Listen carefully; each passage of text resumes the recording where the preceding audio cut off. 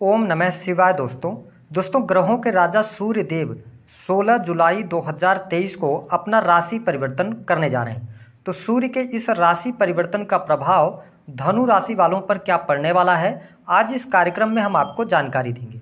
देखिए, सूर्य देव 16 जुलाई 2023 को मिथुन राशि से निकलकर और चंद्रमा की राशि कर्क राशि में प्रवेश करेंगे और यहाँ पर ये अगले 17 अगस्त 2023 तक गोचर करने वाले हैं। तो आइए जानते हैं कि यदि आपकी राशि धनु है तो आपके लिए सूर्य का गोचर कैसा रहेगा। यह जो राशिफल है आपके जन्म की राशि चंद्र राशि पर आधारित है। हमारे ज्योतिष शास्त्र में सूर्य को ग्रहों का राजा कहा जाता है। सूर्य को आत्मा, पिता, मान सम्मान, सरकारी क्षेत्र, राजनीतिक क्षेत्र, पद, प्रतिष्ठा, यश, कीर्ति, शरीर में पाए जाने वाली हड्डियां, इम्यून सिस्टम, आँख, इसके साथ ही हथियार, जौ, गेहूं, इन सभी चीज़ों का कारकत्व प्राप्त है। अब जब सूर्य देव बुध की राशि से निकलेंगे, मिथुन राशि से निकलकर कर्क राशि में प्रवेश करेंगे, तो आइए जानते हैं कि आपको किस प्रकार की ये फल देने का कार्य करेंगे।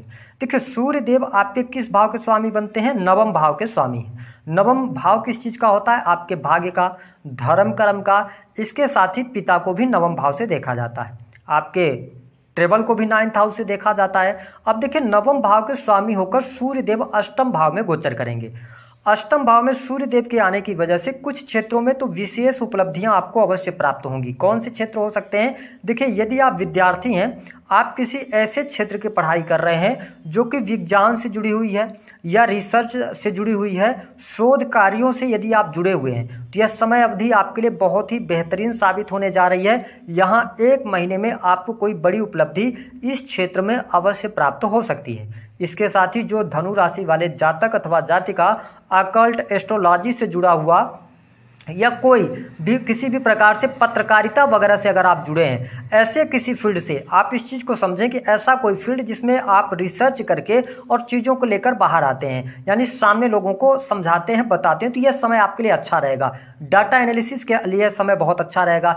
इसके साथ में देखें कि अष्टम भाव जो होता है वह आकस्मिक घटनाओं का कारक होता है। तो यदि आप धनु राशि के जातक अथवा जातिका हैं तो ध्यान रखें कि इस 1 महीने में आकस्मिक धन लाभ को लेकर आपके मन में बहुत सारे विचार आएंगे। आपको लगेगा कि आप अपने जो आपका पैसा है उस पैसे को कहीं पर आप इन्वेस्ट करें या आकस्मिक रूप से धन लाभ प्राप्त करें। ये समय आपके लिए अच्छा नहीं होगा इस फील्ड के लिए। तो शेयर मार्केट वगैरह में आप अगर पैसा लगाते हैं तो बहुत सोच समझ कर आपको आगे बढ़ना है। यहाँ पर नुकसान आपको हो सकता है या किसी व्यक्ति के द्वारा आपको यदि उत्साहित किया जाता है कि आप इस फील्ड में पैसा लगाओ, यहाँ पर आपको सावधानी रखनी है, क्योंकि सूर्य देव खराब स्थिति में है, यानी कि पीड़ित अवस्था में है, अष्टम भाव में है, तो आपको इन क्षेत्रों से बहुत अच्छा लाभ नहीं मिलेगा और आकस्मिक रूप से आपको धन का नुकसान भी हो सकता है। इसके साथ ही अगर देखा जाए तो जो जातक गवर्नमेंट सेक्टर के अंदर कार्यरत हैं, सरकारी पद पर आप चल रहे हैं, तो इस 1 महीने आपको सावधानी बरतने की आवश्यकता होगी। आपके पीठ पीछे कोई न कोई षड्यंत्र हो सकता है, तो आपको षड्यंत्रों से बचना है और अपने काम से काम यदि रखते हैं तो ये महीना आपके लिए अच्छा रहेगा। इसके साथ ही जो जातक प्राइवेट सेक्टर के अंदर नौकरी कर रहे हैं, यदि आप ये यहाँ की बातें वहाँ या आप किसी थर्ड पर्सन के बातों में आप इन्वॉल्व होते हैं तो कहीं ना कहीं से नौकरी जाने का भी खतरा रहेगा। ये 1 महीना आपको सावधानी रखने की सलाह ग्रह सितारे अवश्य दे रहे हैं। हालांकि जो जातक बिजनेस से जुड़े हैं, काम कारोबार के लिहाज से समय अगर हम देखें तो आपके लिए सूर्य का यह गोचर सामान्य से बेहतर हम कह सकते हैं। काम कारोबार में आपको लाभ अवश्य प्राप्त होगा। आपका बिजनेस कोई चल रहा है उसमें आकस्मिक धन लाभ के योग भी बनेंगे। साथ ही आपके बैंक बैलेंस के लिए भी समय अनुकूल रहेगा, बैंक बैलेंस में वृद्धि होगी। साथ ही आपके डेली इनकम में भी वृद्धि अवश्य होने जा रही है। हाँ, क्या बिजनेस में आपको इन्वेस्टमेंट इस 1 महीने में करना चाहिए? समय आपके लिए अनुकूल नहीं है। आप बड़े इन्वेस्टमेंट को टाल दें तो अच्छा रहेगा। यदि इन्वेस्टमेंट करना बहुत ज़्यादा जरूरी है तो आप छोटे छोटे टुकड़ों में निवेश कर सकते हैं। इसके अतिरिक्त अगर देखा जाए तो यहाँ पर अष्टम भाव के अंदर सूर्य देव आए हैं नवम भाव के स्वामी होकर, तो आपके पिता की हेल्थ को लेकर कोई अशुभ समाचार मिल सकता है या पिता की हेल्थ पर आपका धन खर्च हो सकता है।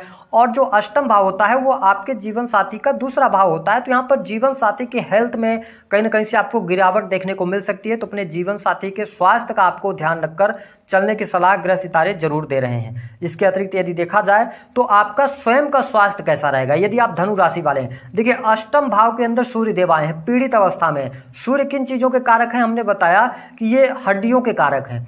ठीक है, इम्यून सिस्टम के कारक हैं। साथ ही इन्हें वायरल फीवर का भी कारक कहा जाता है। तो आपको पेट दर्द की समस्या, माइग्रेन की समस्या या आपको बुखार, वायरल फीवर, सर्दी जुकाम, इन चीज़ों को कहीं ना कहीं से आपके स्वास्थ्य में ये चीज़ें आने वाली हैं। तो अपने स्वास्थ्य को लेकर आपको सावधानी बहुत ज़्यादा बरतनी है जो धनु राशि वाले जातक अथवा जातिका हैं। हालांकि यदि हम पारिवारिक जीवन की बात करें तो पारिवारिक माहौल आपके लिए अच्छा बना रहेगा, कोई दिक्कत यहाँ पर दिखाई नहीं दे रही है। इसके साथ ही संतान संबंधित कोई परेशानी चल रही थी, उन परेशानियों से आप बाहर निकलेंगे। संतान की पढ़ाई लिखाई, एजुकेशन अच्छी रहेगी।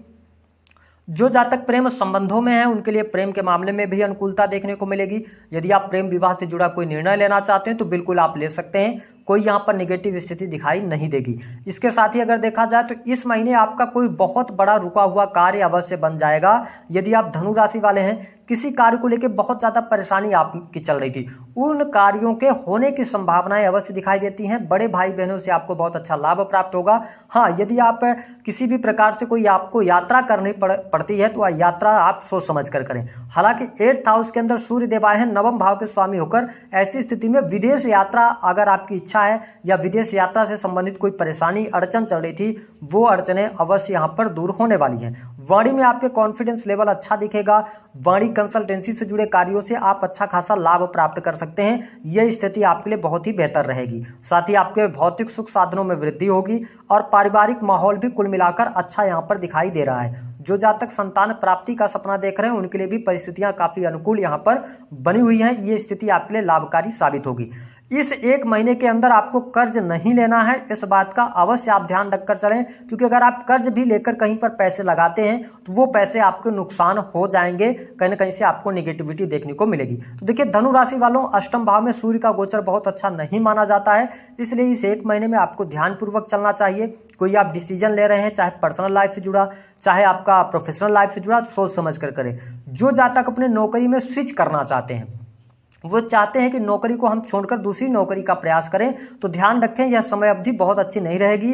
इसलिए यदि आप नौकरी स्विच ही करना चाहते हैं तो तब तक आप इस नौकरी को ना छोड़ें जब तक कि नई नौकरी आपको प्राप्त ना हो जाए। इस बात का अवश्य ध्यान रखकर चलेंगे तो ज़्यादा बेहतर स्थितियां रहेंगी। देखिए सूर्य देव पीड़ित अवस्था में है तो आपको क्या उपाय करना चाहिए। देखिए सबसे अच्छा उपाय यही है कि आदित्य हृदय स्रोत का पाठ करें। जब भी सूर्य खराब स्थिति में हो तो आप आदित्य हृदय स्रोत का पाठ करते हैं तो आपको लाभ मिल जाएगा।